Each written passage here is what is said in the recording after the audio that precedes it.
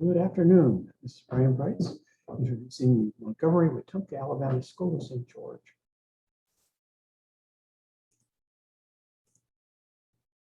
We'll go over a few things today. You see on the slide here, what is the School of St. George? Where can you use this stuff? Where can you practice and train, fight in tournaments, that sort of thing? What you'll need and how much this costs. This is the first of 4 videos sort of introducing what we do here at the School of St. George. The next one deals with arms and armor and equipment, things like that. There's usually a lot of questions around that. One after that deals with Fiore himself and the Arte d'Armenzaria and describes that in a little more detail. And the last one is looking at context, so the late medieval 100 years war type time period, and sort of get a feel for the context in which these arts came about in.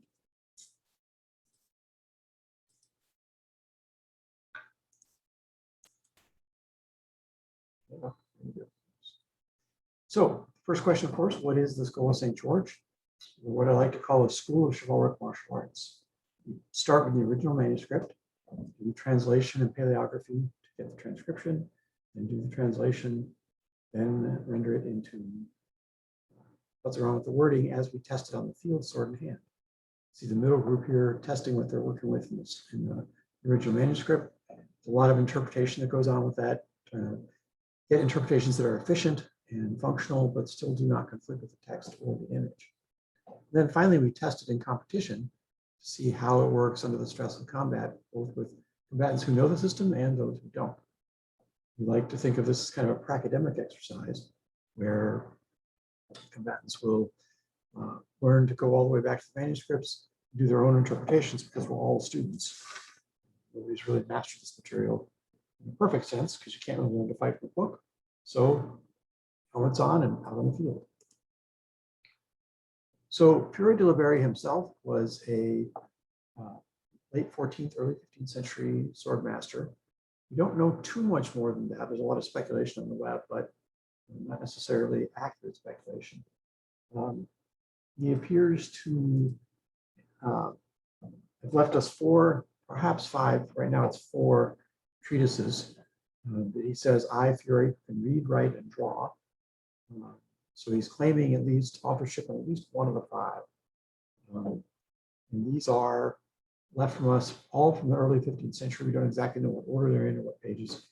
A lot of interpreters like to say that the Getty manuscript that you're looking at here on the screen is its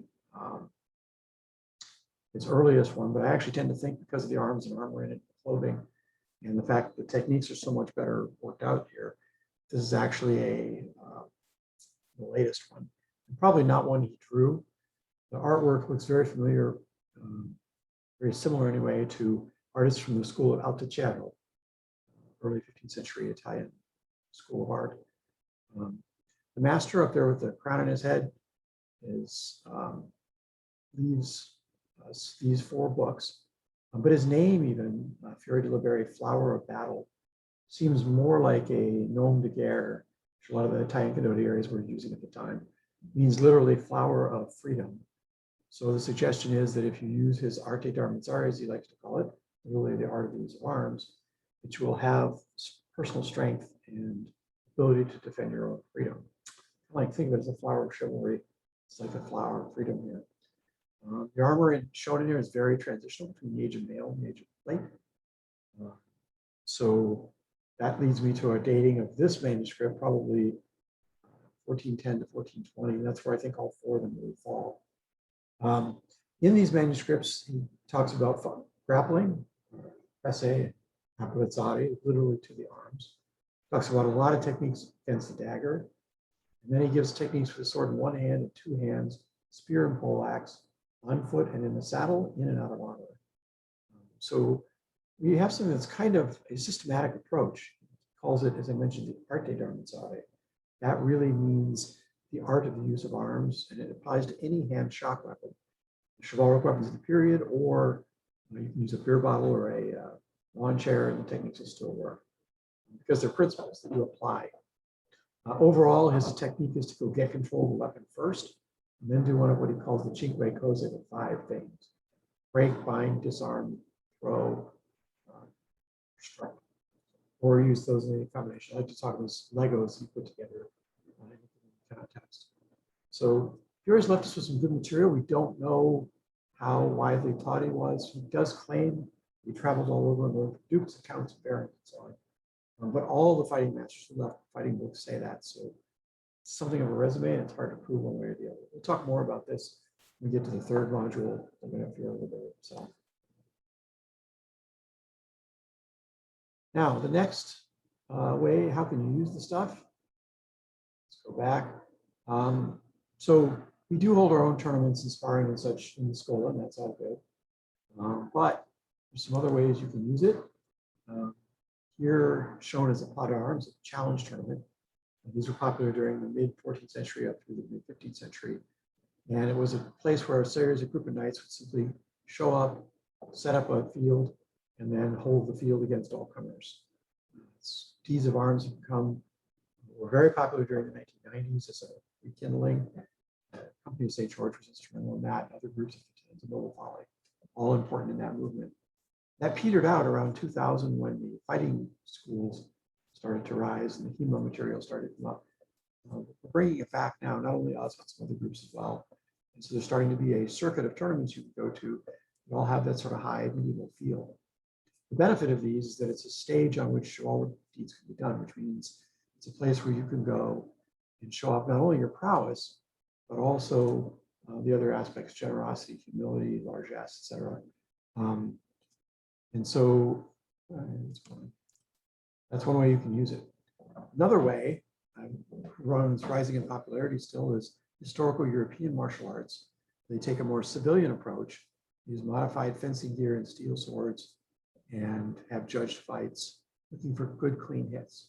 This would be more akin to what was going on in the late 15th and early 16th centuries in the effectuals or fighting schools in Italy and Germany and France and other places. But it is very different. It doesn't use power, it uses speed and position. Hence, the armor is not very important. And in fact, the assumption is that you're not wearing armor. Some of these groups, it's even illegal to wear steel. So different sort of approach. We don't do it a lot here in Montgomery and Wetumpka, but if you want to pursue that, we'll definitely support it. Then there are the medieval societies, like the Society for Creative Anachronism, the Empire of Chivalry and Steel, a whole bunch of other ones now sprung up in the last year or so.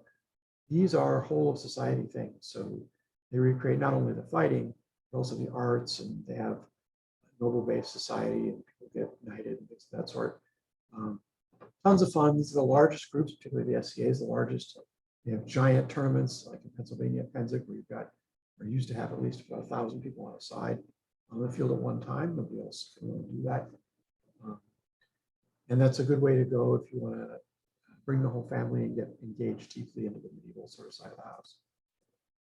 Then finally, there are these rebated combat leagues where they use steel swords and form small teams that coalesce into national teams and compete internationally. It's run more like kind of an X game. It's a doesn't use as much swordsmanship per se. It's all very skilled in group tactics and generating a lot of power. We don't have any of that in Wetumpka, Montgomery as yet, though if people want to follow from the team and go do that, perfectly fine. We'll support that too. But you'll see a lot of that on the web, and you'll see it. Some of our Schola people actually go and do this as well. So a bunch of different ways.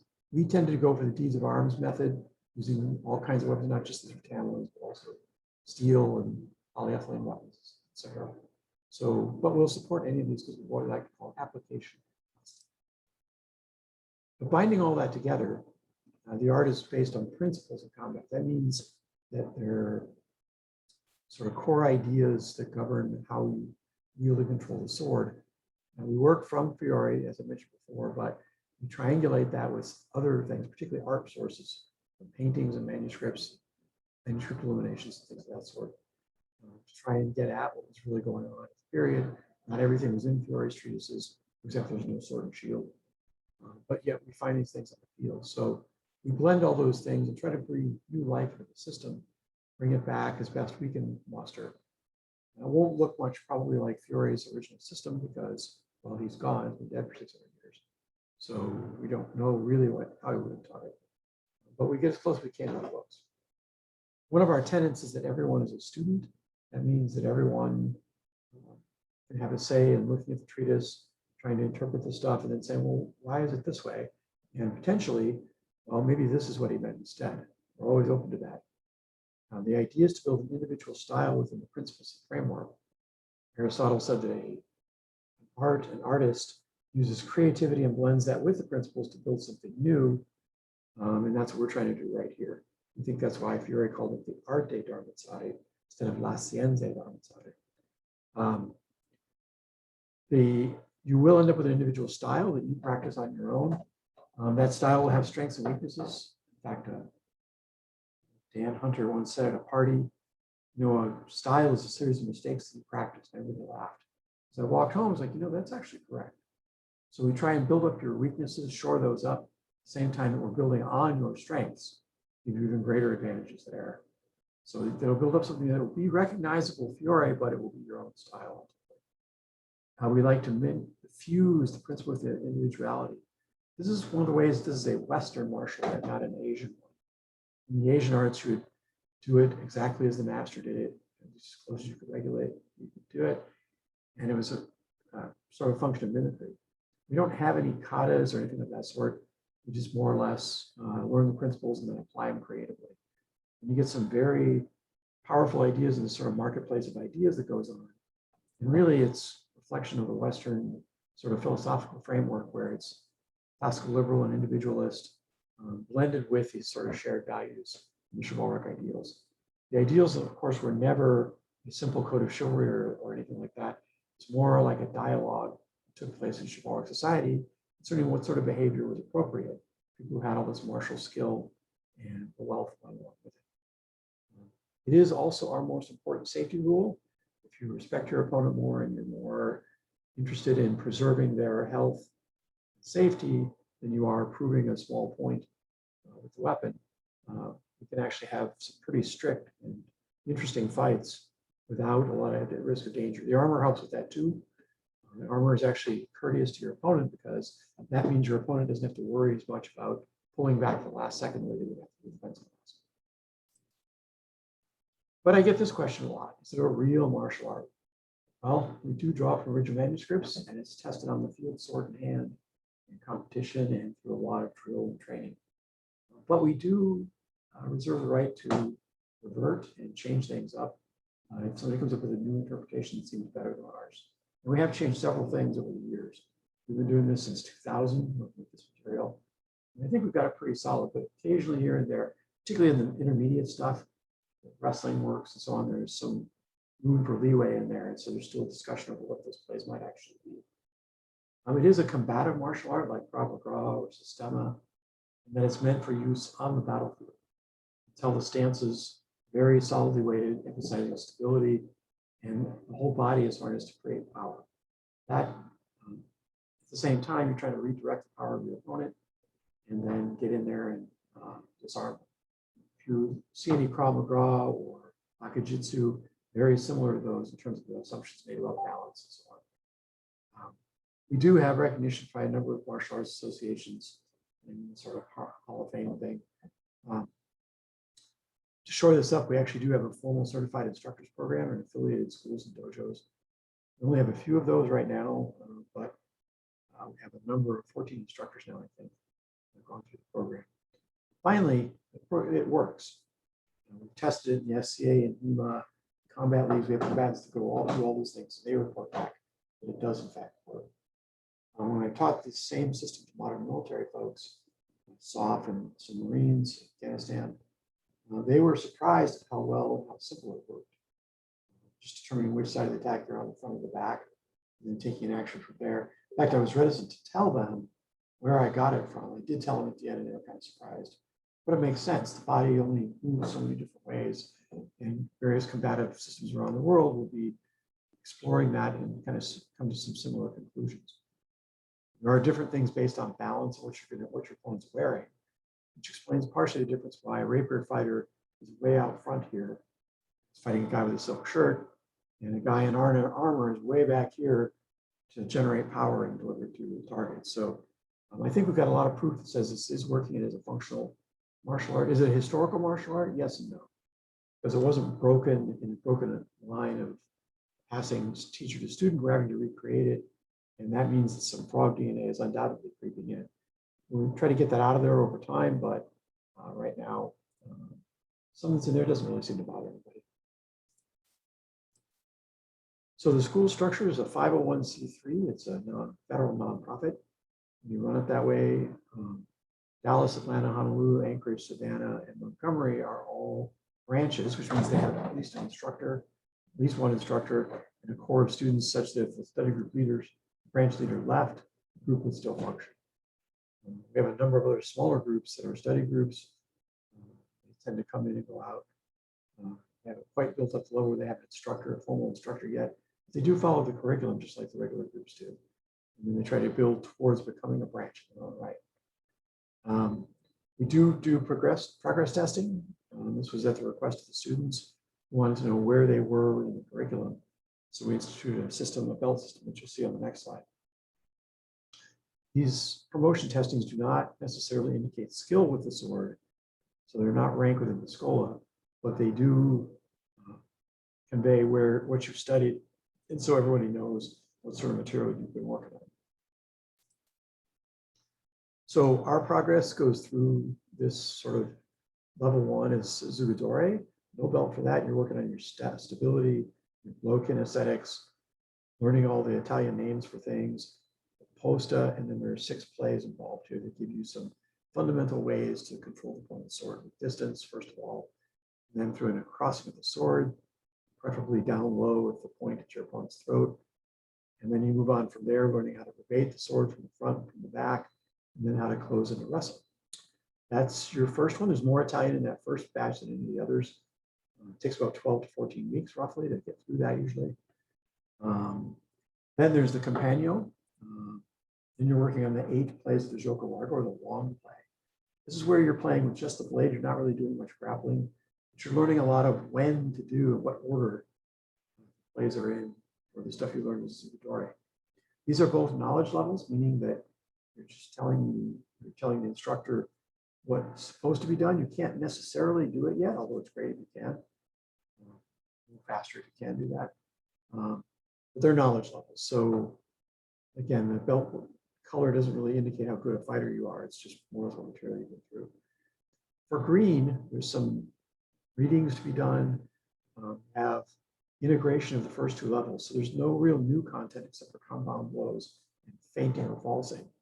But you're taking the previous stuff and you're doing a lot of sparring and trying to integrate some of that. So we should see in your fighting then some evidence from the Compagno and the scolarum material as you test for green. There are 2 other interesting things that happen at green. One, typically you hold the field at a pas d'armes in between rounds. So you fight a bunch of people one after the next, kind of a rite of passage, as well as a way to sort of mark your ability to take the turning field. By that level, by the green level, you should have all of your turning gear, which you need to participate at least at a basic level. If you're doing one of the armament formats, helmet, body defense, gauntlets, clothing, that sort of stuff. If you're doing HEMA, you need to have all your HEMA gear ready to go, at least at a fundamental level, so you can participate in tournaments. Lastly, at that level, you're doing a branch weapon, a breath weapon rather. This is any of the chivalric weapons, really any weapon at all that doesn't shoot, where you can show the principles, how the plays in the yellow and blue would work with that weapon. The weapon dynamics are different. The principles are still the same. So we're looking for a transfer test to see if you can do it at that level. You don't get much help on it when you're doing it. Go practice it and then test it and see whether you were right or not. And sometimes we've had some interesting things happen. Work with a beer bottle and a lawn chair. So a guy came in with a delaying pin. So some fun stuff happens there.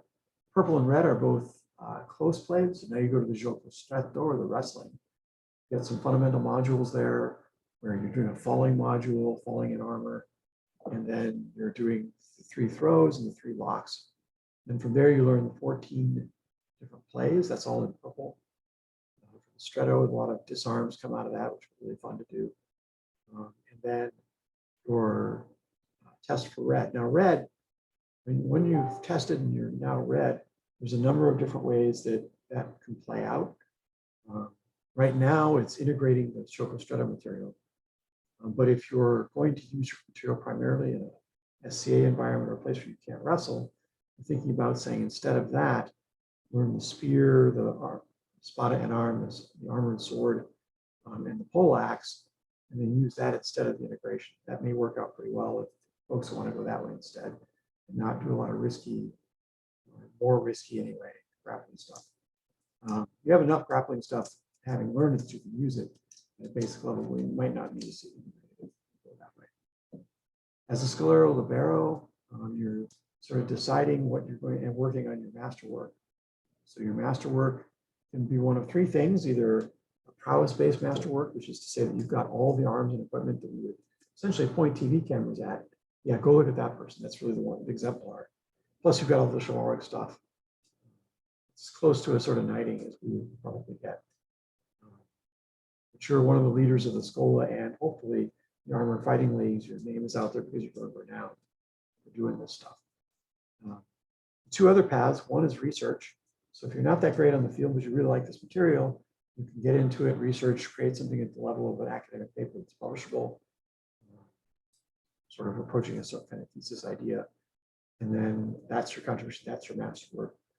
And the third possibility for that is a coaching sort of masterwork, where instead of doing the prowess or the code or the research, instead create a curricula that other Schola groups can use either for different weapons or a different look through the sword in two hands. Totally up to you. It doesn't have to be within the Furion, any of the material that exists that survives. So three different options there for getting to Magistro, which is black, gold, white, depending on what you want to do. So at SSG Montgomery, we go all the way from the gamut from light work with just padded jackets on, all the way up to full armor and combat. See a variety of what we've got here in terms of the students. My lead student right now is John Hendrickson, who's also a professor at ACSC, Air Command and Staff School. Got some other instructors from they're setting up a school in Auburn that'll bring in more talent and instruction. Plus, we've got some grapplers and people who like to play that way. So we've got a good skill set here in Montgomery-Wetumpka, and it'll keep growing with every new class. So our main activity are classes. We hold them at least weekly. We're talking about twice weekly coming up here with this larger group of students. Get maybe a weeknight in there where some folks who can't make it on Sunday morning can still come out and participate. Novice classes follow the syllabus pretty closely. The first three levels are novice levels. Then got the intermediate levels, which consist of the grappling and potentially the spear, pole axe, and armored combat stuff. That's more like your upper division work. And then your directed study stuff, the brown and black levels, red, brown, and black, really. Those are your grad school class where we direct you towards what you need to do at that point. And I usually break down classes into thirds here. So the first third will all work on some core basic that we all need improvement on. The middle third, we have the advanced students teach the basic students, which sets the ideas better in their head as advanced students, and also gives us more instructors to work with. And then at the last third of class, it's sparring, either focused or open, depending on what we're doing, and a possibility of having novices spar as well. As long as you have the equipment, you can certainly participate in that too. But the focus is on the advanced folks there. So they'll get more help in that last third. So some basic equipment that you see on the field quite a lot. See the sort of reinforced fencing mask here is very common in HEMA, and to a lesser degree with our own School of St. George. These are good for the very light weapons, these polyethylene ones, shown in the middle lower section, and with a dagger, and just generally keep things off your face and head. It's not as good as the helmet shown on the other side, where you can haul off and hit that pretty much with everything you got. It's not going to hurt the person. So I like to get you moved towards helmets as soon as we can. We have some loaner helmets and a few loaner masks as well. We'll encourage those. And then you're looking at the other difficulties, tends to be hand protection. These are lacrosse gloves. I wouldn't pay more than $50 for a pair, but it does get you started if you're trying to get out of the field fast. These are mitten gauntlets. There's a lot of different kinds of gauntlets out there that you can fight in. These are definitely the most protective. Then you got two sorts of swords here. One is this Red Dragon synthetic trainer. Find them on Amazon for about $70 or so, kind of different colors. These are very popular generally, and they can be used with care in this kind of gear, or pretty much full out using the steel gear. These polyethylene ones are designed for use with these gloves and mask and a light jacket. If you don't have a light jacket, you can bring an extra sweatshirt or two, some stuff, or a padded vest. Also kind of work. So this is some of the basic gear you'll see on the field right off the bat. We'd like to get you started with a spear, or lanza as Fury calls it, a 6-foot spear. I have people start off sparring there because it's super easy, but it's also a lot of fun. So you'll be sparring probably from your first or second week using the spear. You can make one from Lowe's for about $20, $25, or you can just get a ash haft, which I have, and the spear tips, which I also have. And you can make up a really cool looking spear. So you'll be sparring first with the spear because it's easy, and then you'll apply what you've learned with the sword, which is more complex, but is where a lot of the art is learned. And there's some different ways you might see this stuff practiced on the field, different weapons forms, poleaxe, half sword, some all-out sword and shield, some all-out sword and shield. We'll draw from manuscripts like this as well as from the Fury material, and then we'll exercise it in armor and see how it plays out. So sometimes I'll assign homework. This can be technique, history, building stuff, conditioning and sparring, if you're ready for that. Try to get people to, in a coach sense, have this contribute positive to their life. So building up the wind, fighting is more fun if you win, and you'll win more if you have good wind. It's more like sprinting than long distance running, especially some aerobic things like spear. But we'll send you home, try to learn the terms, the footwork, and that sort of thing. You can actually do quite a lot even when you're not in class. We had a fellow who went for 2 years because of his work and home commitments, but he practiced in his head every day while he was in his break-in office and walking through the hallways and stuff. When he came back, he hadn't fought in 2 years. He actually looked better than when he left. So there's something to be said, kinesiologically speaking, about working through the stuff only in your mind as opposed to having to be at practice every time, although obviously practice is useful. So here we come to where the rubber and the synthetic meets the road. Because we're a nonprofit, we don't actually charge much for the classes, but you can always make contributions to the class. Encourage that as a form of largesse, but it's not required. We do require a $35 annual membership to the Schola itself. That provides for the website, the insurance policy for the Schola. It's not personal insurance, doesn't cover your broken finger or anything like that. That's on your medical stuff, but you got to have to keep the website up, keep the insurance going, so we can do this fun stuff. Then here in Montgomery, we charge $10 a week. Whether you fight once or twice a week is up to you. Still $10. That also goes into an equipment kitty, so we keep trying to expand the amount of loaner gear that we've got in the school. So you see that come up. We usually sign in on a roster at the front and put how you're paying, either cash or PayPal. We do provide some equipment for novice students. When you're brand new, you can borrow gear based on what we may have that fits you. Then students really get their own gear, and that's where the bulk of the expense really is in providing for your own protective gear. So you get to keep the stuff that you buy, obviously, and there is no sort of single vendor, go here, go here. There are many options. We'll talk about that here more in a second. So the first things you want to get a hold of, you do want groin protection. You do want some sort of liquid.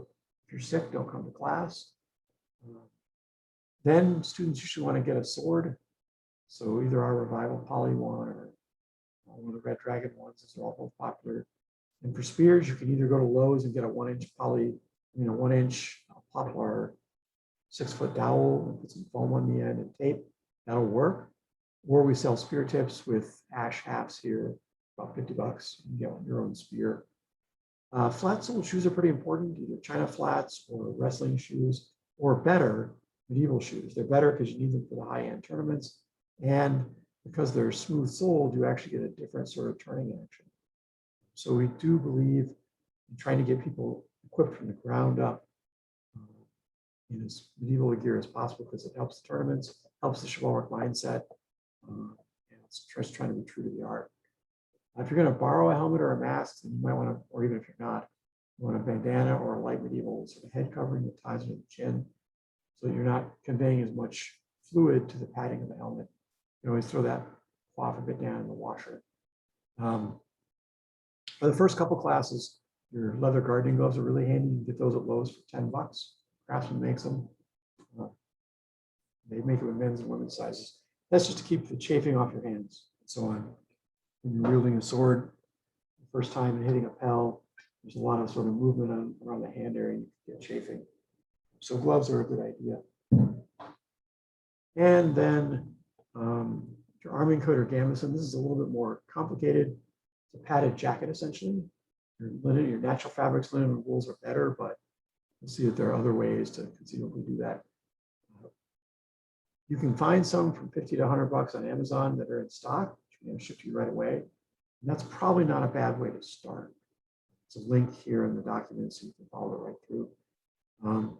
But I would, as soon as it's possible, commission a custom one from Quilted Armor or Circle 1410 or a number of other makers out there doing it now, in Ukraine chiefly.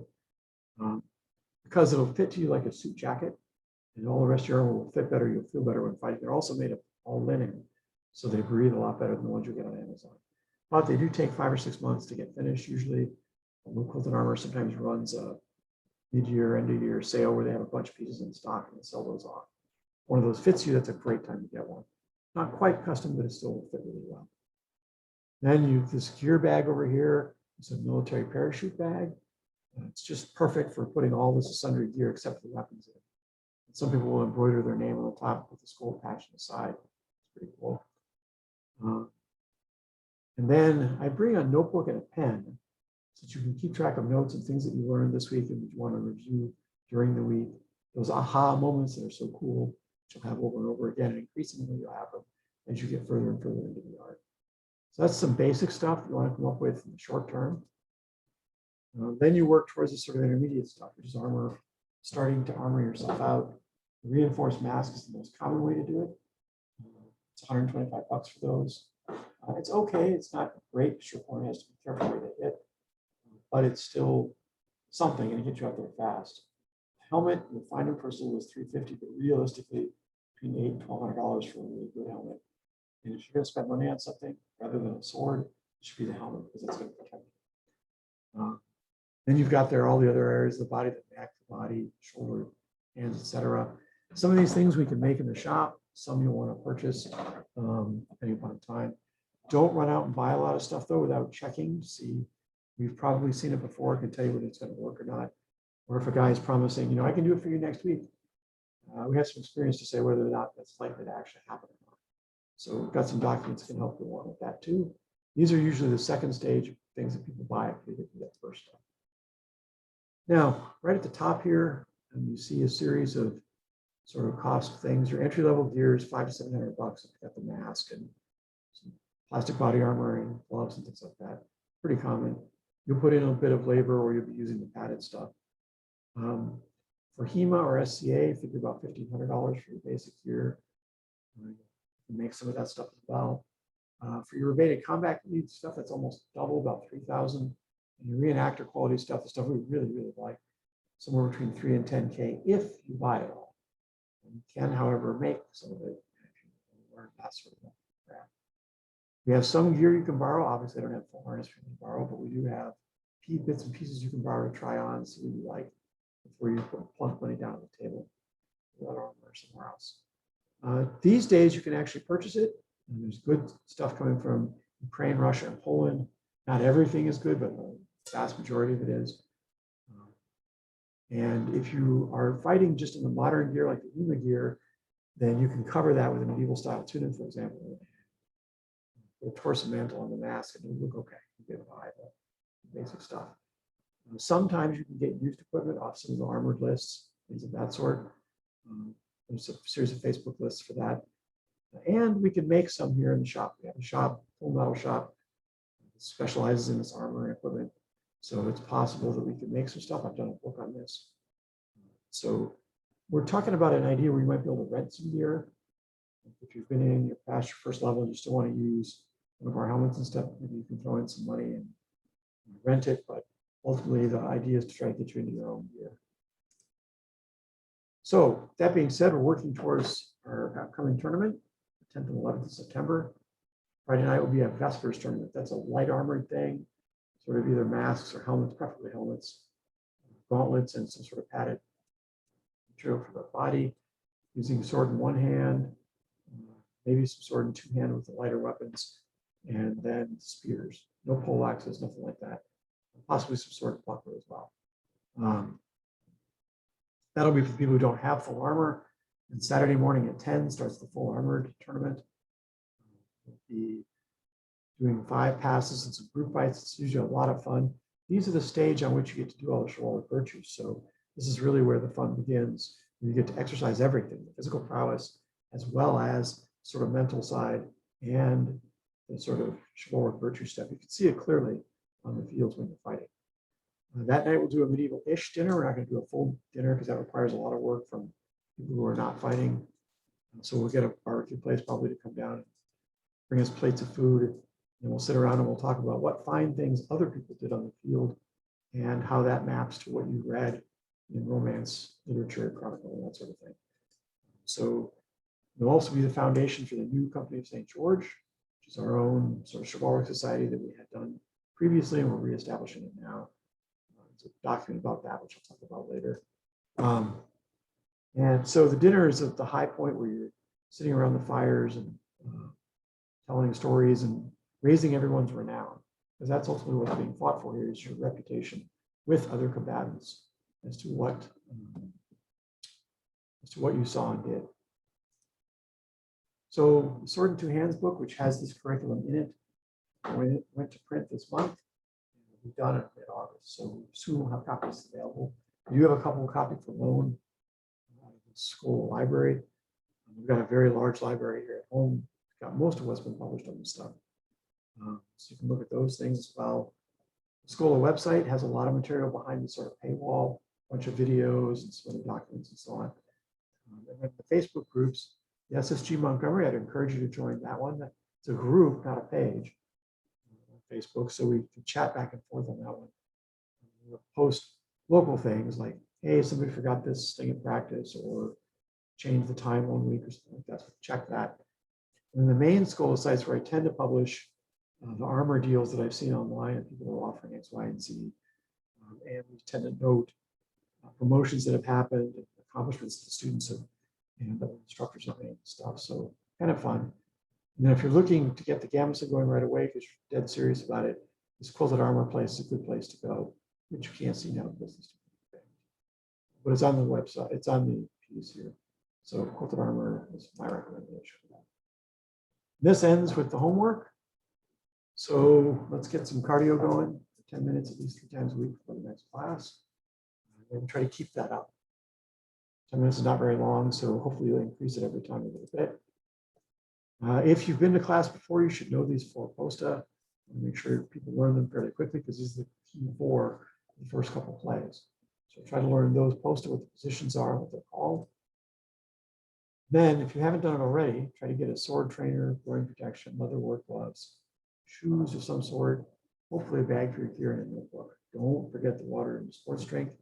And if you're feeling ill, don't come to class at all until you're better. You're a bit beyond better. Illness window. So that's all I have here. If you have more questions, go ahead and type them into the chat box on YouTube and I'll answer them there. This is the first of 4 of these for the introduction, as I mentioned at the beginning. The second one will deal with equipment and arms and armor in more detail. The third one will deal with the L'Arte d'Armazzare and Fury himself in more detail. And the fourth one is sort of context and such. We'll hit those all in the next couple of weeks here, but you've got your homework up here and this one hopefully, so this will go in as a video that you can use to refer back to. Very good, thank you for your time. Stop there.